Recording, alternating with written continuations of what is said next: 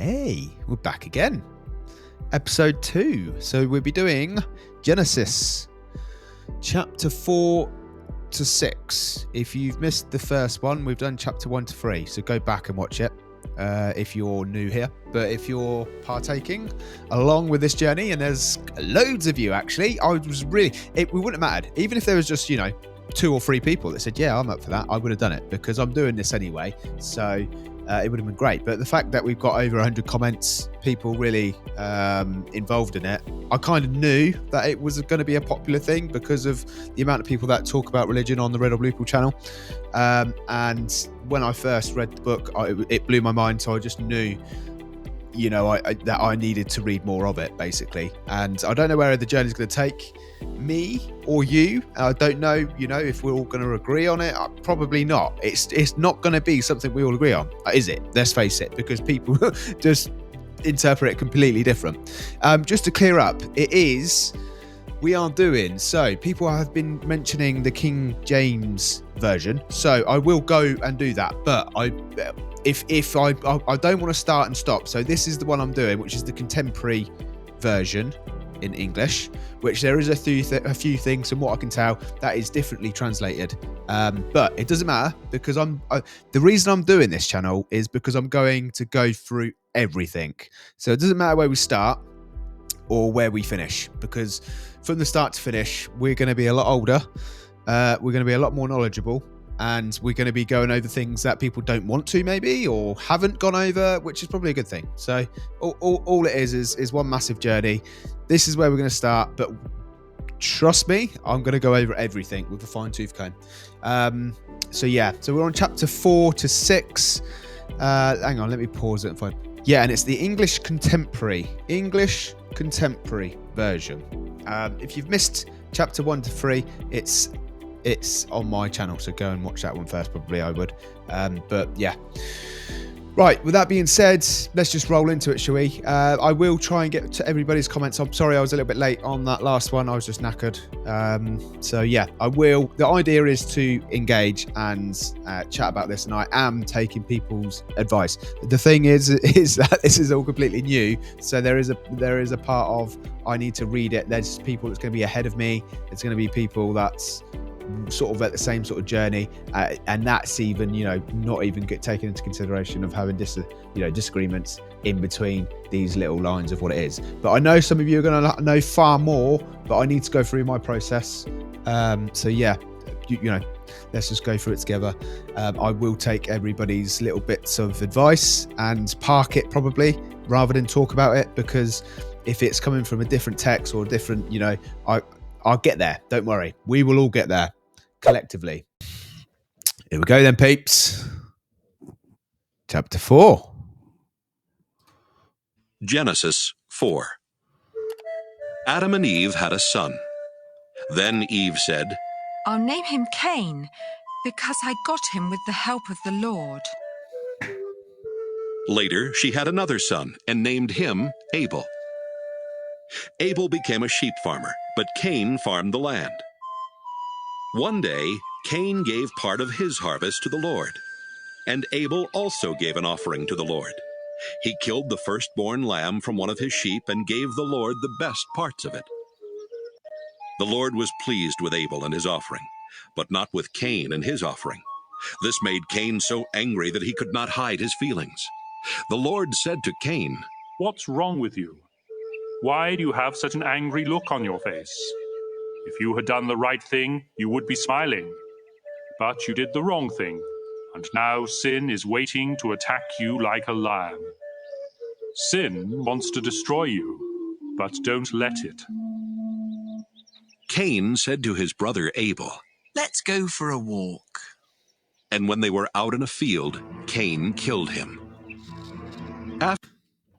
Boom! Straight in the punchline. Like, no messing about. Cain killed him. Boom. Straight away. Well, there was no build up to that, was there? Afterwards, the Lord asked Cain, Where is Abel? How should I know? He answered. Am I supposed to look after my brother? Then the Lord said, Why have you done this terrible thing? You killed your own brother, and his blood flowed onto the ground. Now his blood is calling out for me to punish you, and so I'll put you under a curse. Because you killed Abel and made his blood run out on the ground, you will never be able to farm the land again. If you try to farm the land, it won't produce anything for you. From now on, you'll be without a home, and you'll spend the rest of your life wandering from place to place. This punishment is too hard. Cain said, You're making me leave my home and live far from you. I will have to wander about without a home, and just anyone could kill me. Someone pointed out in the comment section yesterday on the first episode, and he mentioned this part because obviously at the start of the Bible, it says that God makes humans, man and woman, but then he makes Adam and Eve after. And then apparently Adam names the woman, which is a bit confusing. But there he says he's afraid of someone, of everyone, of people trying to kill him. But who's the people that's going to try and kill him? Because as far as I'm aware, it's just his family at the moment. There's not masses amounts of people, but there is there? This is the thing. Like it's basically saying that there is men and women there already from what I'm reading. You know what I mean? But yeah, I'm not too sure. Let me know what you think. Also, I'm pretty sure as a punishment to Adam and Eve, they did say that the brothers were going to fight with each other and stuff as the part of the curse or something along them lines. I can't exactly remember. I'm going to have to go back over that actually. No, the Lord answered. anyone who kills you will be punished 7 times worse than I am punishing you. So the Lord put a mark on Cain to warn everyone not to kill him. But Cain had to go far from the Lord and live in the land of wandering, which is east of Eden. Later, Cain and his wife had a son named Enoch. At the time, Cain was building a town, and so he named it Enoch after his son. Then Enoch had a son named Irad, who had a son named Mehujael, who had a son named Methushael, who had a son named Lamech. Lamech married Ada, then Zillah. Lamech and Ada had 2 sons, Jabal and Jubal. Their son Jabal was the first to live in tents and raise sheep and goats. Jubal was the first to play harps and flutes. Lamech and Zillah had a son named Tubal-Cain, who made tools out of bronze and iron. They also had a daughter whose name was Naamah. One day Lamech said to his 2 wives, A young man wounded me, and I killed him. Anyone who tries to get even with me will be punished 10 times more than anyone who tries to get even with Cain. Adam and his wife had another son. They named him Seth because they said, God has Abel, who was killed by his brother Cain. Later, Seth had a son and named him Enosh. About this time, people started worshiping the Lord. Don't worry, peeps. With all the names that you're going to see here, I am going to do family trees, so we can look at that anyway. So unless you've got some family tree already that you want to share, I will be doing it anyway. But yeah, it's a lot of names. Genesis 5. God created men and women to be like himself. He gave them his blessing and called them human beings. This is a list of the descendants of Adam, the first man. When Adam was 130, he had a son who was just like him, and he named him Seth. Adam had more children and died at the age of 930. When Seth was They're so old as well. 930. This is the other thing. Other than one of them that was like 365, but like that is a long time to be alive. 105, he had a son named Enosh. Seth had more children and died at the age of 912. When Enosh was 90, he had a son named Kenan. Enosh had more children and died at the age of 905. When Kenan was 70, he had a son named Mahalalel. Kenan had more children and died at the age of 910. When Mahalalel was 65, he had a son named Jared. Mahalalel had more children and died at the age of 895. When Jared was 162, he had a son named Enoch. Jared had more children and died at the age of 962. When Enoch was 65, he had a son named Methuselah, and during the next 300 years he had more children. Enoch truly loved God, and God took him away at the age of 365. When Methuselah was 187, he had a son named Lamech. Methuselah had more children, and died at the age of 969. When Lamech was 182, he had a son. Lamech said, I'll name him Noah, because he will give us comfort as we struggle hard to make a living on this land that the Lord has put under a curse.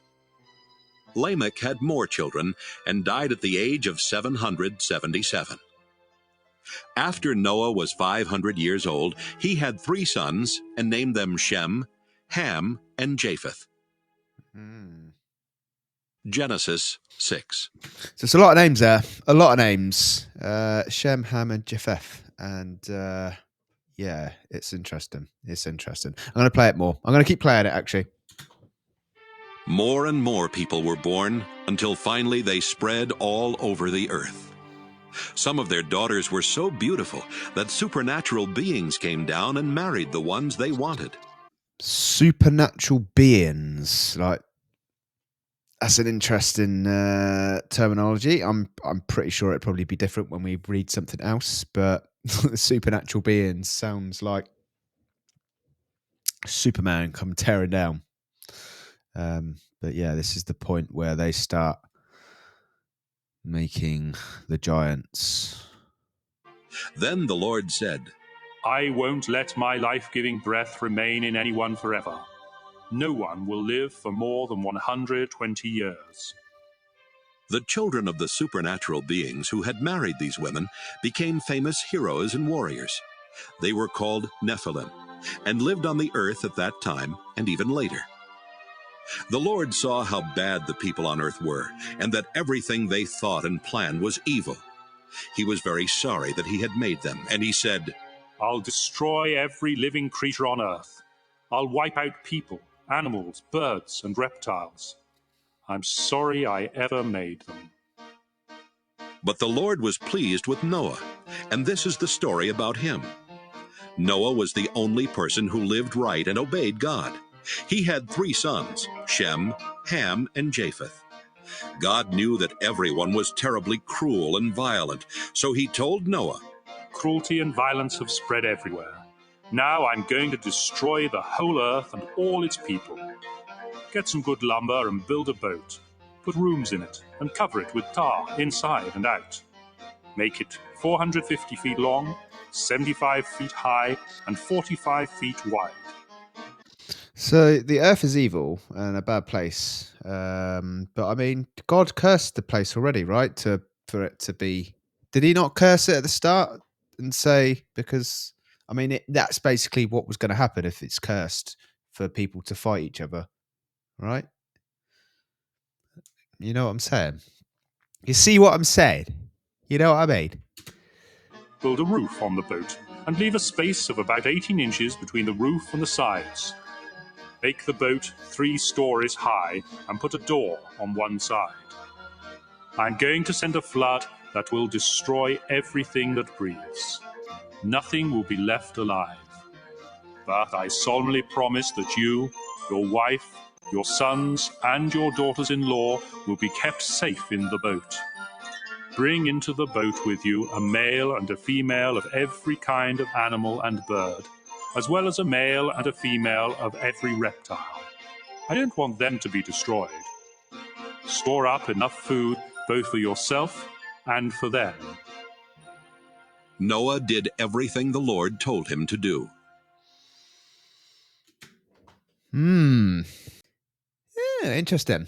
4 to 6 was quite a short one, but interesting, very interesting one. And I'm going to work on the family tree, because in the future, what I want to do is put the family tree, and when they go off and they're basically in different locations, I want to trace the family trees, so we know when we get to certain books in the future, we can come back and work out where it overlaps with different families and, you know, family trees, especially when there's you know, I think there's a lot of wars going on in certain places in the Bible. So it'd be like trying to keep up with the names of things.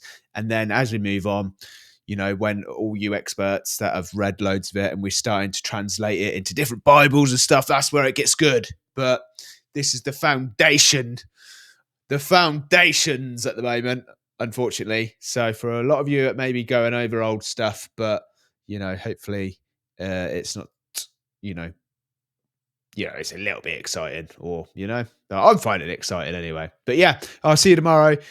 Just to answer questions someone asked, this is going to be daily, and I'm going to be putting it out at the same time every day, which is 8 p.m. UK time. Yeah, so that's the plan so far. But yeah, let's see how we get on. Right. Have a good morning, evening, afternoon, wherever you are in the world.